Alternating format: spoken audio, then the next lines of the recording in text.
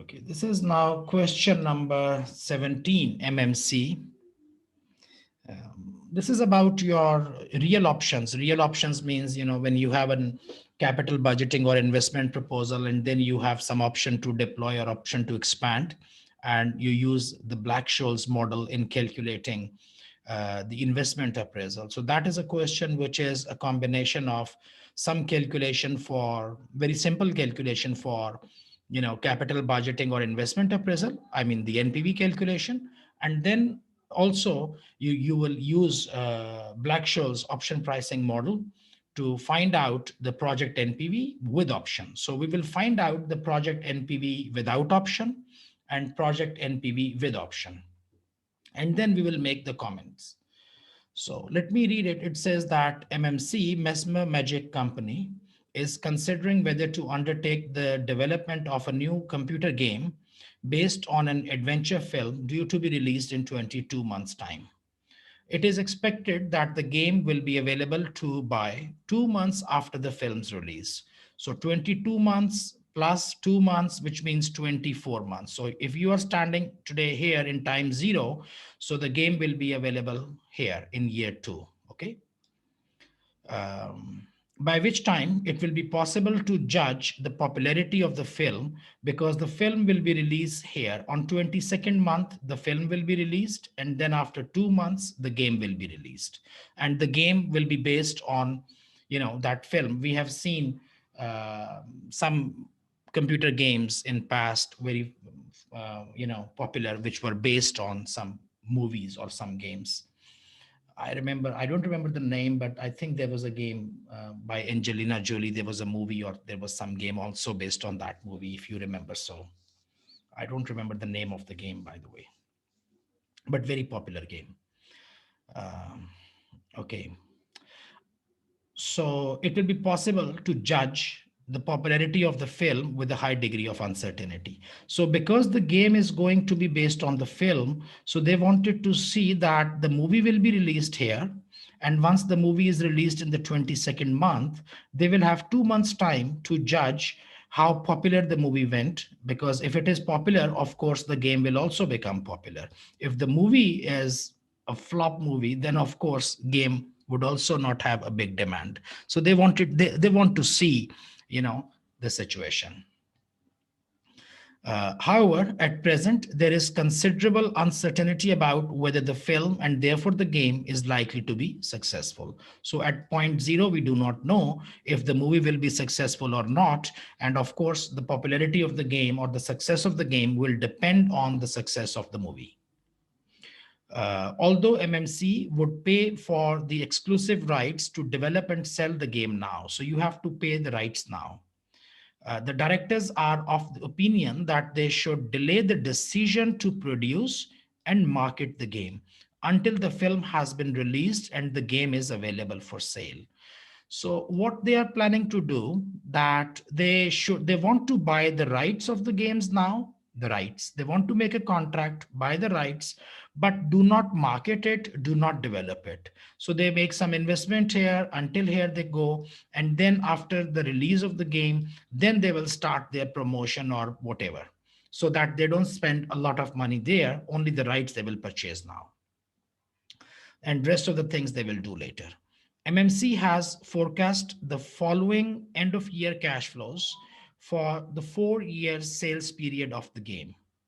So year 1, 2, 3, 4, and cash flows are 25, 18, 10, and 5. Now, there is something which is very much, how to say, deceptive, because students, they would see that it is year 1. So actually this is year 1 revenue 25 million, or year 1 cash flow 25 million from the game. But please understand that this year 1 is actually in year 3 here, because year 1 and year 2, like, there is nothing, because you would start this game thing after the movie is released, which is like 22 months plus 2 months, 24 months. So this 25 million we are going to discount, but we will not discount it with the factor of year 1. because this is going to happen not in year one, but this 25 million is going to happen in year three. So we would be doing it on year three factor. This is one possible mistake which I see that many students they would make if they do not take care, because they think that, oh, 1 million is, I mean, 25 million is year one. It's not year one. It is year one for the game, but from the timeline, it is year three. Anyways, MMC will spend 7 million at the start of each of the next 2 years. So like in year one and, year zero, year one, whatever, start of the, and that's very important, start of each of the next year, which means start of the year one. So this is year one, this is year two. The start of year one here is year zero. So it means that they are going to spend 7 million here, and they are going to spend 7 million here. When they say start, because whenever you write down year one, by the way, it is always end of the year. Please pay attention. Whenever you make your timeline like this, and you say this is year zero, this is year one, okay? So whenever you say year one, so this line is actually end of year one. When I say you that at the start of year one, it means that it has to be in year zero, the previous, I mean, this point. End of the year zero means beginning of year one. I mean, we discussed this thing many times that your cash inflows, I will repeat it again. That's very important point. I will write it down. Always remember, cash inflows are assumed to uh, come in at the end of the year. This is what we expect, that cash inflows are coming in at the end of the year. And cash outflows are usually supposed to be at the beginning of the year.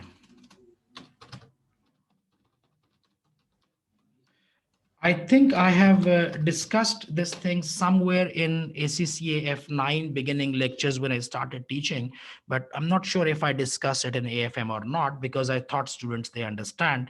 Whenever you do capital budgeting, you should assume that the money which you have to pay, when I say year one, let's suppose that year one, let's suppose year one, and I say that cash, inflow is and cash outflow. Now I'm going a little bit away from the topic, but it's very important to understand.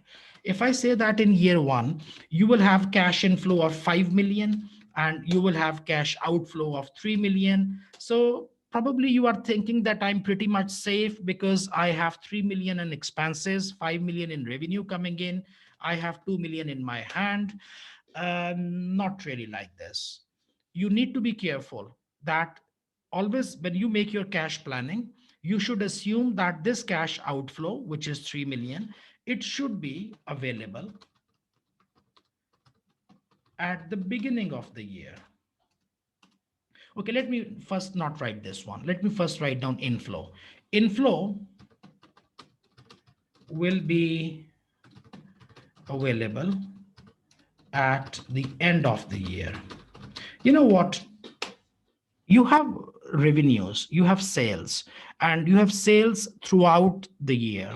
I mean, you are selling goods January, February, March, April. So your cash is coming in every month. But what we assume that this 5 million will come to us on 31st of December. So what you do that on your timeline, you assume that my inflows, which is like cash coming in, is always on the last day of the year, the last day of the year. Whereas cash outflows should be available at the beginning of the year. So when I say that in next year 2022, I need 3 million to spend, of course, I do not spend 3 million in one day on 1st January. I would be spending 3 million throughout the year. But for better cash planning, in order not to have liquidity problems, what we assume that this 3 million which we have to pay, it should be available at the beginning of the year in my hand. And the money which I have to receive from my customers by selling goods, whatever, it will come everything at the end of the year. So cash outflows on 1st of January, we suppose, and cash inflows on 31st of December, we should assume. If you are doing it like this, it is like a conservative approach, and you will never be short of cash. Otherwise, if you do not take this approach, what will happen, that you will be dependent on your inflows to make your outflow payments. Okay, and you will be struggling with the cash flows. Customers are not paying money, or sales are not going as they should be going, and therefore you will not have money to pay for your expenses. So in order not to face that liquidity issue, what we do for project planning, that we say that all the cash outflows which I have to make in next year, they should be available at the beginning of the year with me. So I have 3 million with me in my hand on 1st of January 2022, and I'm not going to suffer any liquidity problem. And the money which I have to receive, although you might be receiving in June, July, August, September throughout the year, but you assume that it will come on the last day. So this is just one precaution. Now keeping this thing in mind, this is what it says. So what you say, that this is the year, this is full 1 year, okay? This is year zero.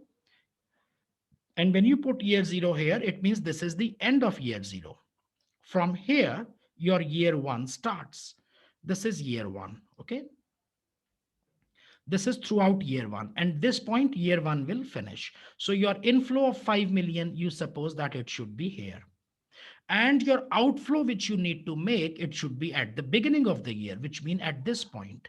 So you see that your 3 million automatically comes on year zero, which means beginning of year one. So when I say beginning of year one, it means that it is lying on year zero, 1 year ahead. I mean, which means that, end of year zero means beginning of year one. So this point is reflecting two things. It is reflecting end of year zero, and it is also beginning of year one. So when they say that 7 million at the start of each year, so it means that year one, you need 7 million. You need 7 million for year one, but that 7 million should be put here at the beginning. Okay. In year, so first year you put 7 million, second year you also put 7 million, because it says that for the next 2 years. Am I clear on this thing? Okay. Yes, sir. uh, the gaming, the gaming, and to pay for the exclusive rights to develop and sell the game. So 7 million includes this thing. Following this, the company will require 35 million for production, distribution, and marketing cost at the start of the 4 year sales period, not on the fourth year, start of the 4 year sales period. So where is the sales period starts? So this is year two, this is it finishes. So year one is gone, 22 months plus 2 months, 2 years are gone. From here, your sales period starts. Okay. Year two onward. So year two onward, year three you have, year four you have, year five you have, and you have got here year six. Okay. So it is like, 1 year, 2 years, 3 years, and 4 year. So starting from 2 until 6, so this is actually 4 years, 4 year sale period. So 2, 3, 4, 5, and 6, and the period starts here. So it means, and it says that at the start of the 4 year sales period. So your sale period starts from here. At the beginning means you need to put 35 million here. And after that, this is your first sale period. This is your end of first year. And here you will get 25. Now you will start getting 25. Then you will have 18. And then you will have 10. And then you will have 5. So I'm just kind of taking a little bit more time so that you get familiar with the language and with the timeline. Anyways, so this is how your cash flows will come in. Now it says that it can be assumed that all the cost and revenues include inflation. So inflation, we don't need to adjust. It is already adjusted. The relevant cost of capital for this project is 11%. So discount rate we know. And the risk-free rate RF is 3.5%. For NPV calculation, we do not need it, but RF we do need in our Black-Scholes model. MMC has estimated that likely volatility of the cash flows at a standard deviation of 30%. So standard deviation also we need in Black-Scholes model. So this is the data which has been provided to us. Now, what is the requirement? The requirement says estimate the financial impact of the director's decision to delay the production and marketing of the game. So financial impact of the director's decision to delay. So they have this option to delay. So if they execute or use that option to delay, how much financial impact it will have. The Black-Scholes option pricing model may be used, I think should be used where appropriate. All relevant calculations should be shown. So that's a 12 marks question. It requires you to do two things. Let me just remove this thing. We don't need it. We need to prepare our NPV using our traditional method. And as we have already done, let's call it like year 1, 2, 3, 4, and I'll have 5 here and 6 here. So here you've got your years, which you have. And then we need to put our cash flows. So let me just make it slightly bigger. We don't need to put some variable cost, fixed cost or something. They straight away, they have given you, the cash flows. And these cash flows are net cash flows, already inflation adjusted. So we said that we need to put, 7 million here and 7 million here and 35 million there. And then you get 25, you get 18, and then you get 10 and you get 5 million in the last year. So these are your cash flows. Based on cash flows, now we need to use our discount factor. Okay, let me call it DF, discount factor. And discount factor should be based on, let me write down here. Please allow me to put it up. You should be making a column here. I just didn't want to make a column because I'm already short of space, but let's put a column and make a small column, okay? 11%. 11% is the discount rate. And we know the formula for that thing. It is 1 divided by 1 plus the discount rate. And you say, power this one, okay? So here, this one, L5 is your discount rate. We will lock this thing F4, and then we can just copy paste this thing. So you got your discount factors for 11%, and we just put them into 3 decimal places. Generally, I prefer, and let me just make it slightly smaller, okay? Like this. So we have this, and then what you need to do, just find out your, discounted cash flow, DCF, and your DCF would be in millions, okay? Here. So it is 2.76 and 18 point, and let's just put these numbers into 2 decimal places, okay? Like this. 2 decimal places is the best thing to do. And let's put an underline, and this is like this. And here you can calculate your NPV, and you know that NPV is just a sum total, a sum total of all of these things. So how are you going to do it?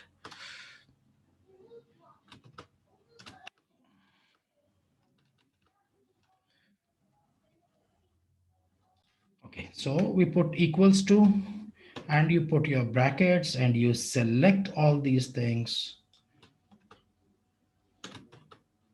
and you get an NPV. It is giving you 7 million something. I took all of them, yeah.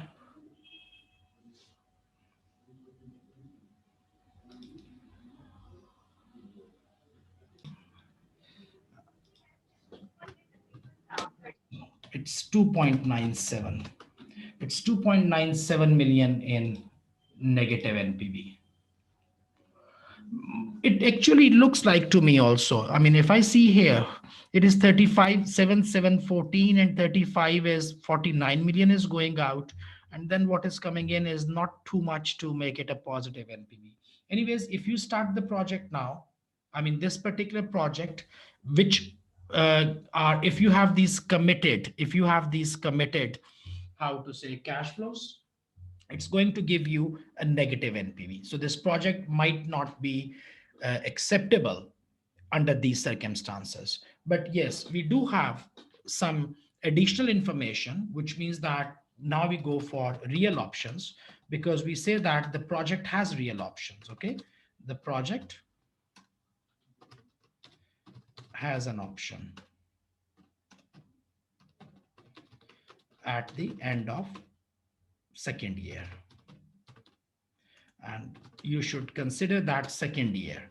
Now that second year, this thing 35 million, this is what you are going to spend for for development and marketing and promotion. So you can wait, you can give this two things. For example, the project says that you can decide to choose whether to go for that or not. So if you have an option, now to incorporate option, you need that Black-Scholes model, and you need to put the formula, the Black-Scholes formula. Now, what was the Black-Scholes formula? If you go for exam, it is given to you.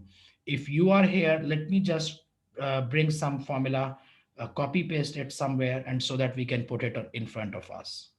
So now we have put this, we just took this formula from our PowerPoint slide for this Black-Scholes model. We know that this is the value of the option. This is the final formula which will give us the value of the NPV using this Black-Scholes model. But before that, we need to calculate D1, we need to calculate D2.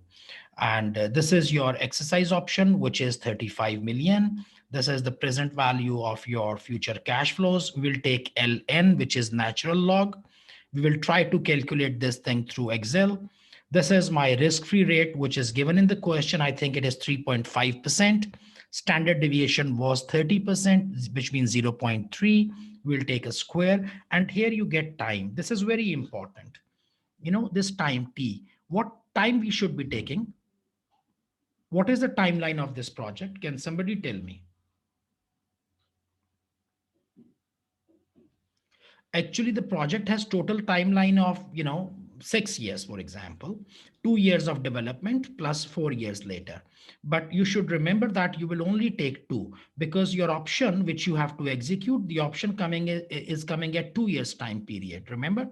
So because the option to deploy or expand is at the end of second year, for you the T should be 2, not 6. So this is one more thing which you should focus at. Sometimes students, they think that project is 6 year, so let's take 6. No, you should be taking 2, where the option is exercised or not exercised. So once we find out our D1, then D2 is a simple job. And then we will go and see the values in our Z table to find out ND1 and ND2. Okay, this is again a tricky point. So calculating these numbers will not be difficult. You just have to write down the formula correctly for this thing. Just take care with T. And once you are done with D1 and D2, then becomes a little bit careful seeing, going to the Z table and finding out ND1 and ND2. And once we use ND1 and ND2, then it becomes pretty simple. So let's start putting the formula for D1. So D1 formula is already there. I just don't want, what I want here, I can just use the number, okay? So this is my D1, I call it D1. And the formula for D1, we can see from here, it says log of N, which is Ln, okay? So you can say is equal to, you have your Ln, which is log of N. So it is, let me just do like this. I'll put a bracket and ln. If I write down it, you see that it already says returns the natural logarithm of a number, ln, natural log. So it has picked up the value. And what is the value of PA and PE? Okay, let's first write down the numbers. Let's just write down the numbers before we move on. We write down PA, we need PE, we need T, we need here S, we need here R, and that's all. So PE is your exercise price. Exercise price is investment which you have to make at the end of year two, and end of year two, your exercise price or your investment price is that same number, which is 35 million. And what is the value of PE? PA is your present value. PA is the present value of the cash inflows. So what are your cash inflows present value? These four numbers. Okay, these four numbers. I'll just make a total of We these. will not take 2.97. No. 2.97 is NPV, is net present value. We only Okay. need PV. So remember, PV and NPV are different things. PV means present value of future cash flows, and NPV means whatever this number is minus the initial investment. Okay. So we need PV. So these are your present value of cash flows, how much it gives you, what is the total for these numbers. It is 38.74 million. I can see it at the bottom. It is 38.74. I come here, I write down here 38.74. And time period should be 2. Standard deviation is given in the question. It said that it is 0.3, 30%. So I should be taking 0.3. R, risk-free rate 0.035. Okay. So these are the variables which we are going to put into the formula. So now if we put this formula of ln d1, so we calculate for d1, and d1 formula should be, I put a bracket ln, which is natural log. I take it, and then you have PA over PE. PA is 38.74 divided by PE is 35, and we close the bracket. Plus we have R. Our risk-free rate is 0.035, plus you have 0.5 in the formula, multiplied by S square.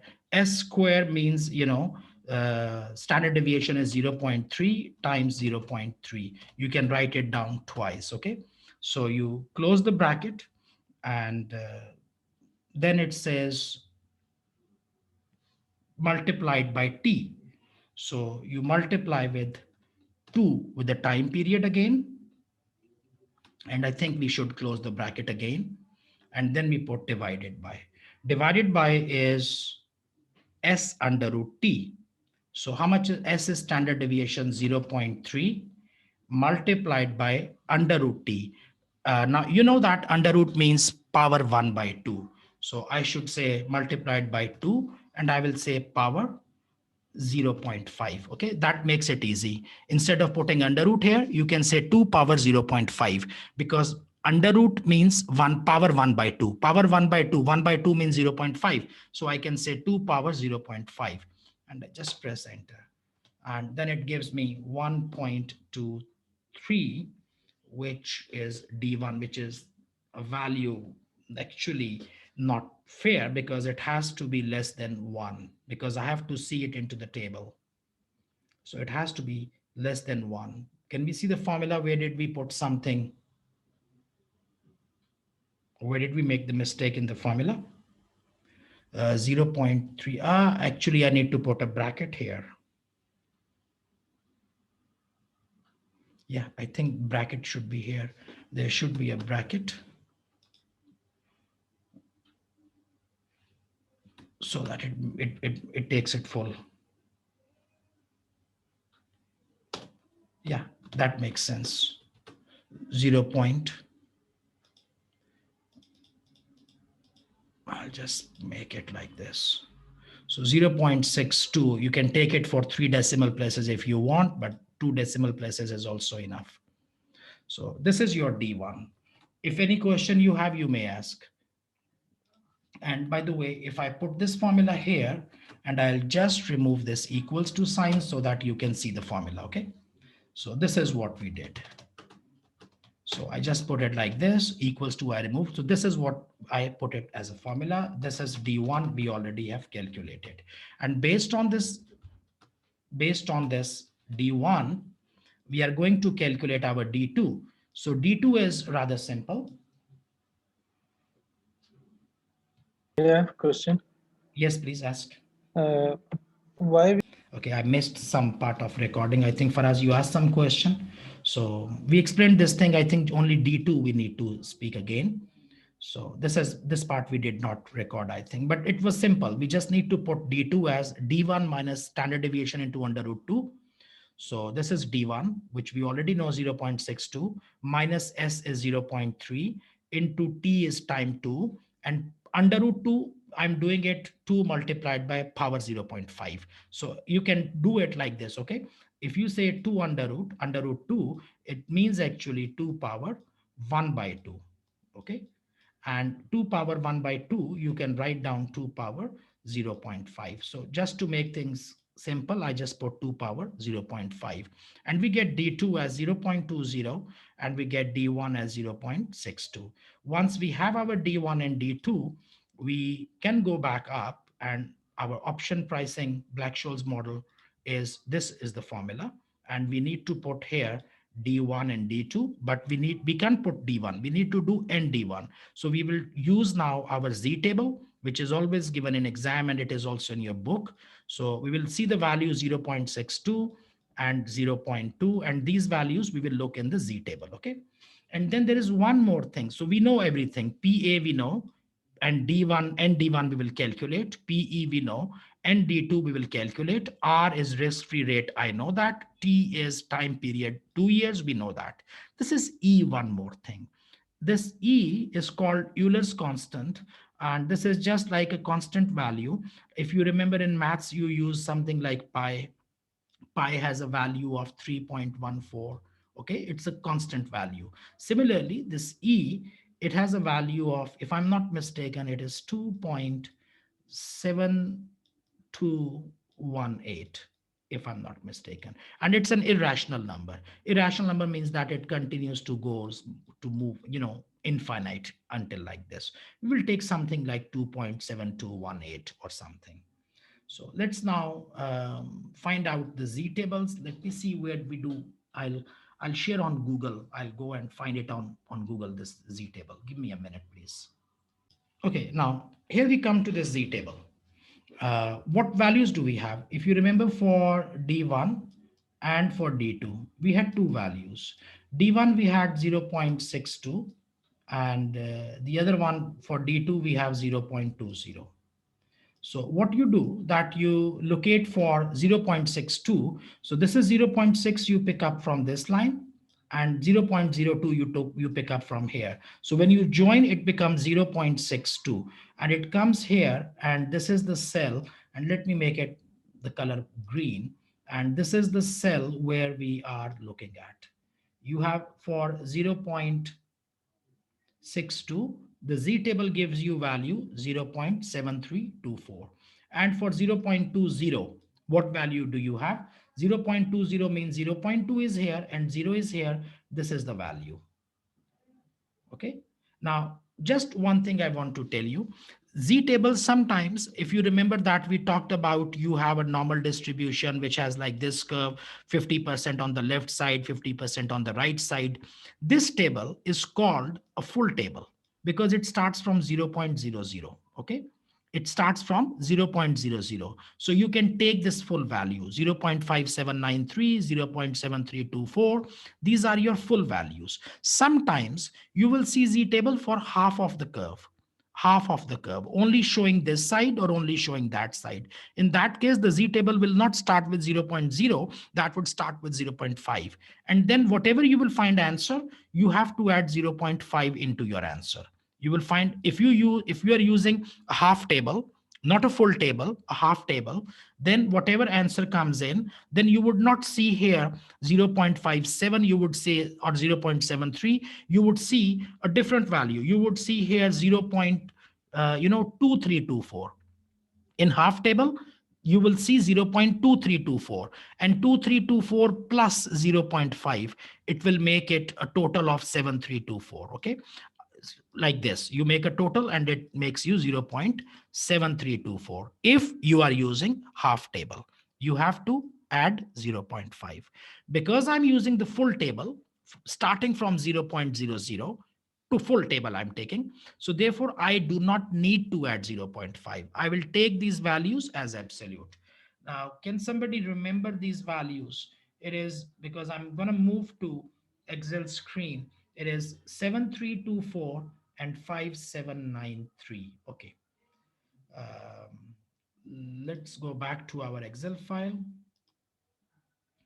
And I would say that you have N D1 and we have N, D2. And ND1 was 0.7324, and that is 0.57. Wait a minute, let me see. 5793. Okay, 5793. So now we have got these numbers all correct in place. Now what we need our this formula. I'll just take it here. Okay, the formula, I just put it here.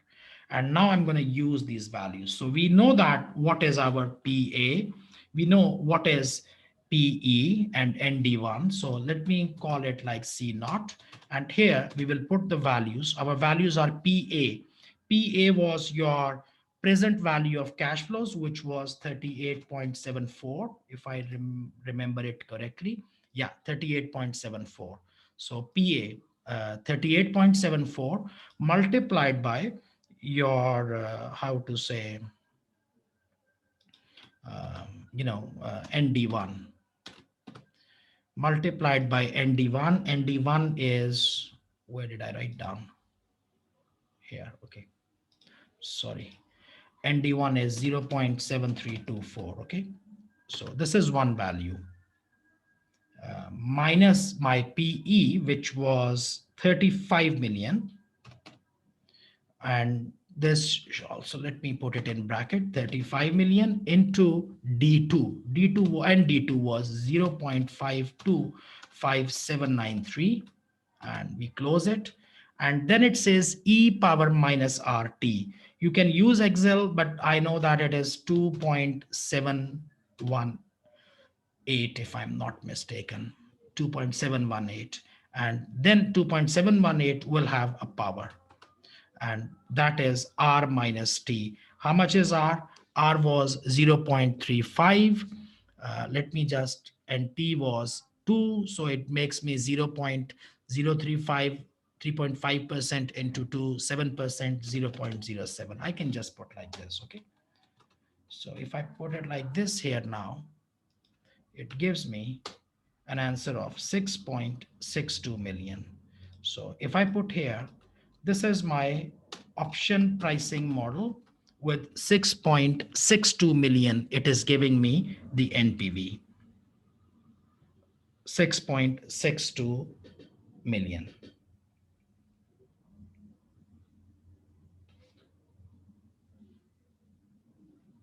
Yeah. Okay, we just forgot one thing, because this is here minus RT. So you have to put minus formula. So this is not 0.07. If we put minus formula here, so then we put here minus formula. So it is 9.46. So your call option, because we just forgot to put minus, it is minus RT. So R was your risk-free rate, 0.035. 2 is time period. So you just have to multiply. It is 0.07, but you must put it with the negative sign. So it gives you now call option is 9.468. You already have got an NPV, which was in negative. And how much was negative NPV? This was. So you also incorporate this thing. So project has an option. After option execution, it is 9.47.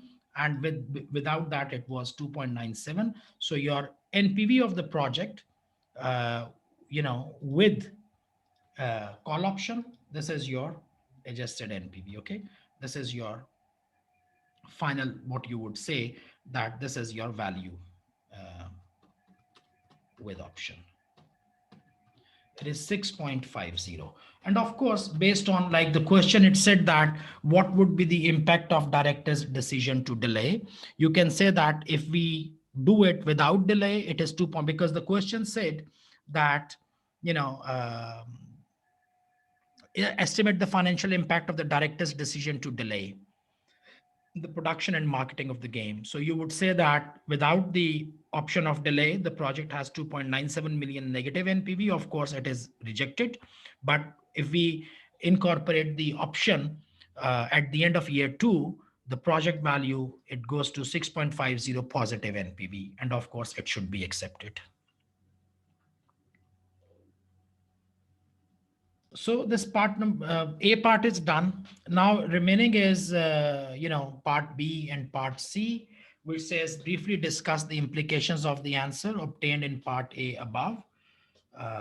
It is based on assumptions which we are taking, and actually I would suggest that you read it from the text, because that would be a more perfect answer. Because if I speak now, that would be very spontaneous answer and would not be very perfect answer to speak like this.